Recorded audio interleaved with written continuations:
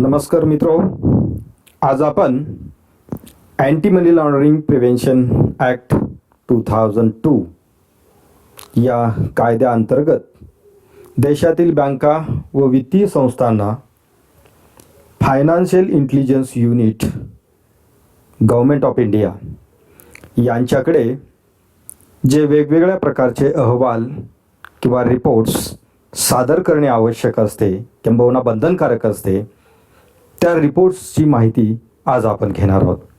विद्यार्थी मित्रो, देशातील बँकिंग संस्थांची नियंत्रक रिझर्व्ह बँक ऑफ इंडिया असली तरी या देशातील वेगवेगळ्या प्रकारचे सस्पिशियस इकॉनॉमिक ट्रान्झॅक्शन्स, त्याचबरोबर देशाच्या अर्थव्यवस्थेस किंवा समाजास विघातक असणाऱ्या वित्तीय व्यवहाराबाबतची माहिती संकलित करण्याची जबाबदारी financial intelligence unit of India यांच्याकडे देण्यात आलेली आहे. त्याचबरोबर या देशातील अँटी मनी लॉन्ड्रिंग ॲक्ट 2002 या कायद्याच्या अंमलबजावणीची जबाबदारी देखील या संस्थेकडे आहे. या कायद्यातील तरतुदीनुसार FIU म्हणजेच फायनान्शियल इंटेलिजन्स युनिट कार्य करत असते. या कार्याशी संबंधित बँकिंग संस्थांना जे काही रिपोर्ट्स सादर करणे आवश्यक आहे त्या रिपोर्ट्सविषयीची माहिती आज आपण घेणार आहोत. तत्पूर्वी या देशातील prevention of money laundering act 2002 याबाबतची थोडक्यात माहिती आपण घेणार आहोत. विद्यार्थी मित्रो, हा कायदा प्रामुख्याने या देशातील ब्लॅक मनी व्हाईट करण्याच्या प्रोसिजरच्या संदर्भातला आहे. हा कायदा ब्लॅक मनी व्हाईट करण्याच्या प्रोसेसला रेस्ट्रिक्ट करतो. म्हणजेच या देशात जे काही वेगवेगळ्या प्रकारचे ब्लॅक मनीचे सोर्सेस आहेत की या सोर्सेसमधून निर्माण होणारा पैसा की जो भविष्यात वेगवेगळ्या प्रक्रियेच्या माध्यमातून व्हाईट केला जात असतो किंवा तो करण्याचा प्रयत्न केला जातो, हे सर्व प्रयत्न रिस्ट्रिक्ट करण्यासाठी, त्याच्यावरती कायदेशीर निर्बंध आणण्यासाठी भारतात 2002 मध्ये प्रिव्हेन्शन ऑफ मनी लॉन्ड्रिंग ॲक्टचा प्रस्ताव आणण्यात आला. तथापि या कायद्याची प्रत्यक्ष अंमलबजावणी 1 जुलै 2005 पासून भारतात सुरू झालेली आहे.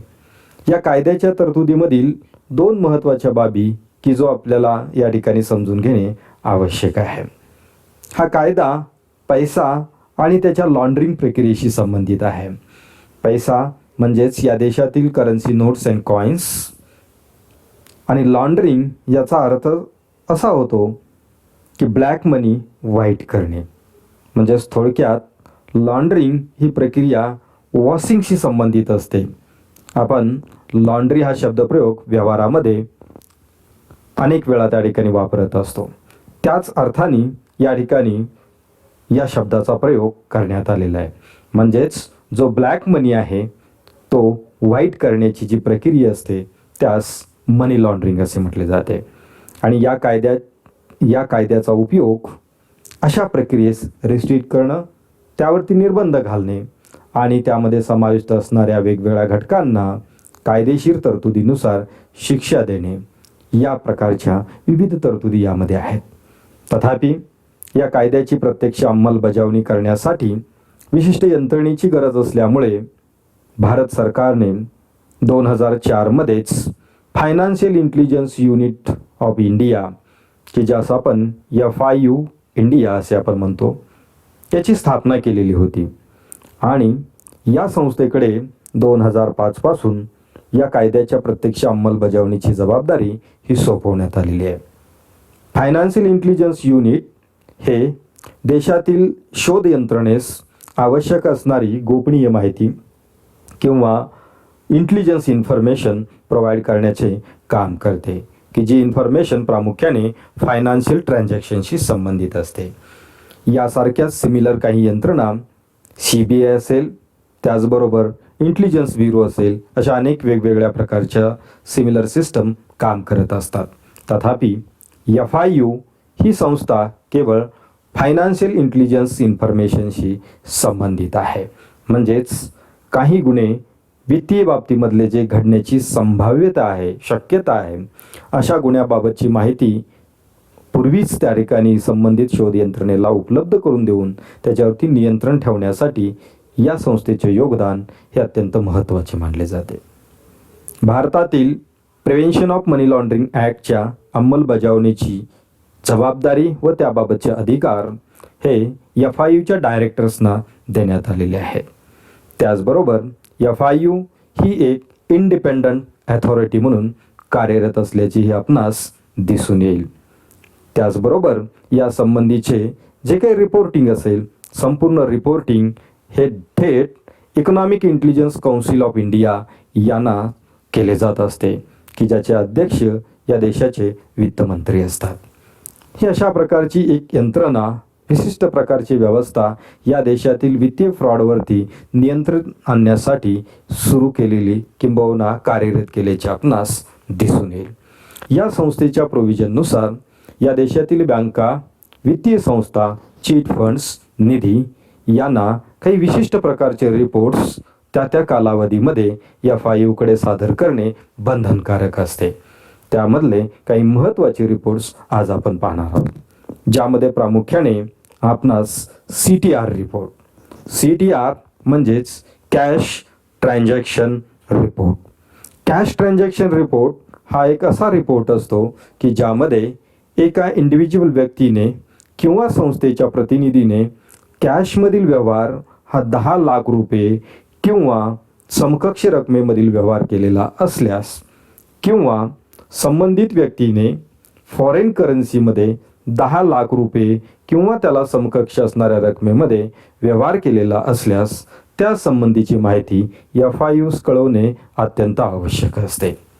या तरतुदीमुळे नंतरच्या कालावधीमध्ये काही प्रकार असे निदर्शनास आले की 10 लाख रुपयापर्यंतचे ट्रान्झॅक्शन केले असता त्याची माहिती FIUस दिली जात असल्याचे निदर्शनास आल्यामुळे या तरतुदीचा गैरवापर करून काही लोक 5 लाखाचे 2 किंवा 2 लाखाचे 5 असे ट्रान्झॅक्शन करत असल्याचे निदर्शनास आले आणि त्यामुळे त्यानंतर या तरतुदीमध्ये सुधारणा करण्यात आली.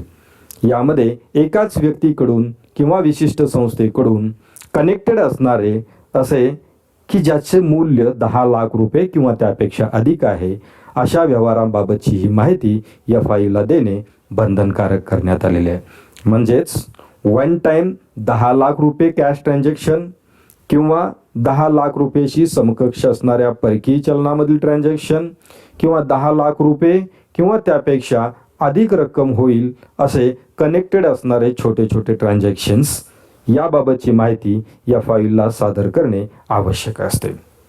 संबंधित बँकेने अशा प्रकारचे व्यवहार झाले असता संबंधित महिना पूर्ण झाल्यानंतर नेक्स्ट मंथच्या 15 तारखेपर्यंत या संबंधीचा डिटेल रिपोर्ट RBIने प्रोव्हाइड केलेल्या फॉर्मॅटमध्ये FIUकडे सादर करणे आवश्यक असते, की ज्यामध्ये कॅश ट्रान्झॅक्शनचा समावेश असतो. त्यानंतर सस्पिशियस ट्रान्झॅक्शन रिपोर्ट, की ज्यास STR असे म्हटले जाते.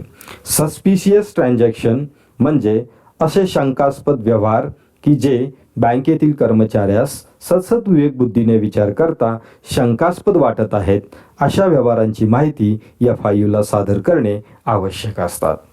त्यामध्ये प्रामुख्याने असे ट्रान्झॅक्शन की ज्याला कुठल्याही प्रकारचे रिझनेबल ग्राउंड हे निदर्शनास येत नाही किंवा त्या ट्रान्झॅक्शनबाबतचं कुठलेही रिझन त्या ठिकाणी अस्तित्वात असल्याचं दिसत नाही आणि त्यामुळे त्या व्यवहाराबाबत शंका निर्माण झालेली असल्यास त्या व्यवहाराबाबतची माहिती FIUला कळवणे आवश्यक असते. त्याचबरोबर एखाद्या ग्राहकाने केलेले असे ट्रान्झॅक्शन की ज्यासाठी कुठल्याही प्रकारचं जस्टिफिकेशन त्याच्याकडे उपलब्ध नाही अशा ट्रान्झॅक्शनची माहिती देखील सस्पिशियस ट्रान्झॅक्शन रिपोर्ट अंतर्गत FIUला करणे आवश्यक असते. त्याचबरोबर ज्या व्यवहारासाठी कोणत्याही प्रकारचं इकॉनॉमिक रॅशनल नाही आहे, आर्थिक कारण नाही आहे किंवा त्या संबंधित बोनाफाईड पर्पज नाही आहे अशा प्रकारचे ट्रान्झॅक्शन, त्याचबरोबर काही असे आर्थिक व्यवहार बँकेच्या माध्यमातून होत असल्याचे निदर्शनास येते की ज्याचा संबंध टेररिझम किंवा कनेक्टेड ॲक्टिव्हिटीसाठी असण्याची शक्यता ही दिसून येत असते. अशा परिस्थितीमध्ये STR रिपोर्ट हा ते ट्रान्झॅक्शन घडल्यापासून 7 दिवसाच्या आत FIUकडे सादर करणे आवश्यक असते. इतर रिपोर्ट महिना पूर्ण झाल्यानंतर 15 तारखेपर्यंत सादर करणे आवश्यक असले तरी STR रिपोर्ट मात्र घटना घडल्यानंतर 7 दिवसाच्या आत सादर करणे हे बंधनकारक असते. त्यानंतर तिसरा रिपोर्ट म्हणजे counterfeit currency reporting. Counterfeit currency report म्हणजे बँकेच्या माध्यमातून केलेल्या अशा प्रकारच्या व्यवहारामध्ये जर त्या ठिकाणी बोगस करन्सी नोट किंवा डुप्लिकेट फ्रॉड करन्सी नोट जर त्या ठिकाणी आढळून आलेल्या असतील तर त्या संबंधीच्या PML रूल 31C मधील तरतुदीनुसार आणि रूल 8 मधील तरतुदीनुसार काउंटरफिट करन्सीचा रिपोर्ट हा RBI आणि FIUकडे सादर करणे आवश्यक असते. की जेव्हा एखादा व्यक्ती किंवा ग्राहक बँकेच्या माध्यमातून व्यवहार करत असताना डुप्लिकेट इंडियन करन्सी सबमिट करत असेल तर त्याबाबतची माहिती सादर करणे आवश्यक असते. त्यासाठी देखील 7 दिवसाचा कालावधी निर्धारित करण्यात आलेला आहे. म्हणजेच ज्या दिवशी अशा प्रकारच्या काउंटरफिट करन्सी नोट किंवा duplicate bogus currency not submit केल्या त्या दिवसापासून 7 दिवसाच्या आत या संबंधीचे रिपोर्टिंग होणे अत्यावश्यक असते. या रिपोर्टमध्ये कस्टमरचे संपूर्ण डिटेल्स त्याचबरोबर ज्या काही काउंटरफिट करन्सी नोट सबमिट करण्यात आल्या त्याचे डेनॉमिनेशन वाईज आणि नंबर वाईज त्याचे डिटेल्स त्यामध्ये सबमिट करणे आवश्यक असते. की ज्यास आपण काउंटरफिट करन्सी रिपोर्ट असे म्हणतो. काउंटरफिट करन्सी म्हणजे बोगस करन्सी की जी लीगल टेंडर मनी नसून लीगल टेंडर मनी असल्याचे भासवले जात असणारी बोगस करन्सी म्हणजेच काउंटरफिट करन्सी. देशातील डुप्लिकेट करन्सी नोटांच्या प्रिंटिंगवरती रिस्ट्रिक्शन घालण्यासाठी व त्याच्या सोर्सपर्यंत पोहोचवण्यासाठी अशा प्रकारचे रिपोर्ट हे देशातील शोध यंत्रणेस अत्यंत उपयुक्त ठरत असतात. त्यानंतर non profit organisation transaction report की ज्यास NTR असे म्हटले जाते किंवा यास NPOTR असेही म्हटले जाते. नॉन प्रॉफिट ऑर्गनायझेशन किंवा ज्यांना आपण NGO असं आपण म्हणतो, या NGOकडून विदेशी चलनामध्ये किंवा भारतीय चलनामध्ये जे वेगवेगळ्या प्रकारचे ट्रान्झॅक्शन केले जात असतात हे ट्रान्झॅक्शन जर 10 लाख रुपये आणि त्यापेक्षा अधिक रकमेचे असतील आणि त्यामध्ये विशेषतः त्या रिसिप्ट्स असतील म्हणजेच परदेशातून या NGOंना किंवा नॉन प्रॉफिट ऑर्गनायझेशनना ही रक्कम मिळालेली असेल तर अशा NGOची डिटेल इन्फॉर्मेशन FIUला कळवणे आवश्यक असते. याचा उपयोग या देशामध्ये आतंकवादी कारवाई किंवा अंतर्गत त्या ठिकाणी धोका निर्माण करण्याच्या हेतूने कार्यरत असणाऱ्या काही संस्थांचा शोध घेण्यासाठी NTR रिपोर्टचा उपयोग FIUला होत असतो. यासाठी NTR रिपोर्ट हा FIUकडे सादर करणे आवश्यक असते. त्यानंतर CBWTR हा एक वैशिष्ट्यपूर्ण रिपोर्ट की त्यामध्ये प्रामुख्याने cross border wire transfer report. Cross border wire transfer म्हणजेच अशा प्रकारचे इलेक्ट्रॉनिक फंड ट्रान्सफर की जे एका देशातून दुसऱ्या देशामध्ये केले जात असते त्यास आपण क्रॉस बॉर्डर वायर ट्रान्सफर असे आपण म्हणतो. आणि त्यासंबंधीच्या व्यवहाराची माहिती ही FIUला सादर करणे आवश्यक असते. यामध्ये प्रामुख्याने भारतातून परदेशातील बँकेमध्ये फंड ट्रान्सफर करण्यासाठी society for world wide inter bank financial telecommunication, society for world wide inter bank financial telecommunication म्हणजेच SWIFTच्या माध्यमातून हे फंड ट्रान्सफर केले जात असतात. असे फंड ट्रान्सफर भारतीय रुपयामध्ये 5 लाख रुपये किंवा समकक्ष परकीय चलनामध्ये वायर ट्रान्सफर म्हणजे SWIFT ट्रान्सफर केले जात असतील तर अशा व्यवहाराबाबतची माहिती FIUकडे सादर करणे आवश्यक असते की ज्यामध्ये प्रामुख्याने सर्व प्रकारच्या ट्रान्झॅक्शनचा समावेश केलेला असतो की ज्यामध्ये आंतरराष्ट्रीय व्यापार म्हणजे trade related, non trade related किंवा मर्चंटशी संबंधित असणारे असे सर्व प्रकारचे व्यवहार की ज्याची व्हॅल्यू 5 लाख रुपये किंवा समकक्ष आहे अशा प्रकारच्या इनवर्ड व आउटवर्ड रेमिटन्सेस म्हणजे भारतातून परदेशात पाठवलेली रक्कम व परदेशातून भारतात पाठवलेली रक्कम अशा सर्व प्रकारच्या व्यवहाराची माहिती FIU-कडे 15 दिवसाच्या आत, म्हणजे विशिष्ट महिना पूर्ण झाल्यानंतर नेक्स्ट मंथमधील 15 दिवसाच्या आत अशा प्रकारचे रिपोर्ट्स हे FIU-कडे सादर करणे आवश्यक असते. असे अनेक वेगवेगळ्या प्रकारचे रिपोर्ट्स हे FIU-कडे विशिष्ट हेतूने ॲक्सेप्ट केले जात असतात किंवा ते जमा केले जात असतात.